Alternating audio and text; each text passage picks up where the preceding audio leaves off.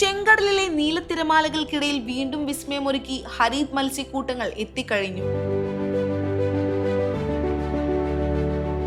Saudi അറേബ്യയിലെ Farasan ദ്വീപുകളിൽ വസന്തകാലത്തിന്റെ വരവറിയിച്ച് നടക്കുന്ന ലോകപ്രശസ്തമായ ഹരീത് മത്സ്യബന്ധന ഉത്സവത്തിന് ആവേശകരമായ തുടക്കം.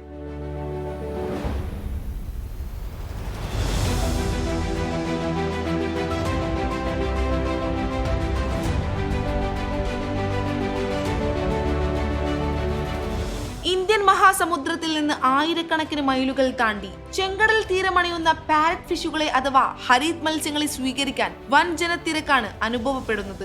ജിസാൻ മേഖലാ governor Amir Muhammad bin Abdul Aziz ഹരീത് നൈറ്റ്സ് 22 ഔദ്യോഗികമായി ഉദ്ഘാടനം ചെയ്തു. അൽ ഹസീസ് ബേയിൽ നടന്ന പ്രൗഢഗംഭീരമായ ചടങ്ങിൽ സ്വദേശികളും വിദേശികളുമായ ആയിരക്കണക്കിന് ആളുകളാണ് സാക്ഷ്യം വഹിച്ചത്. നൂറ്റാണ്ടുകളുടെ പഴക്കമുണ്ട് ഈ ആചാരത്തിന്. പണ്ട് ഹജ്ജ് തീർത്ഥാടകർ സഞ്ചരിച്ച കപ്പൽ ഫറസാൻ തീരത്ത് തകർന്നപ്പോൾ പട്ടിണിയിലായ അവർക്ക് മുന്നിൽ ദൈവാനുഗ്രഹം എന്നോണം ഹരീത് മത്സ്യങ്ങൾ കൂട്ടമായി എത്തിയെന്നാണ് വിശ്വാസം. ആ അത്ഭുത സംഭവത്തിന്റെ ഓർമ്മ പുതുക്കൽ കൂടിയാണ് ഓരോ ഫറസാൻ നിവാസികൾക്കും ഈ ഉത്സവം.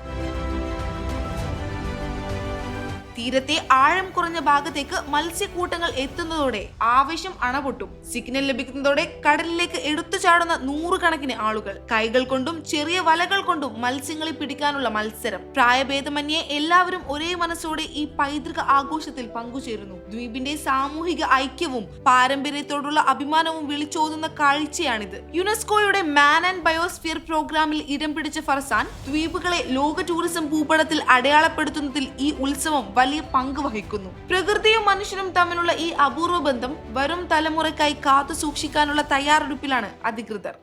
വിജയ് ഫുഡ്സ്, പേര് മാറാത്ത പെരുമ മാറാത്ത പാരമ്പര്യം.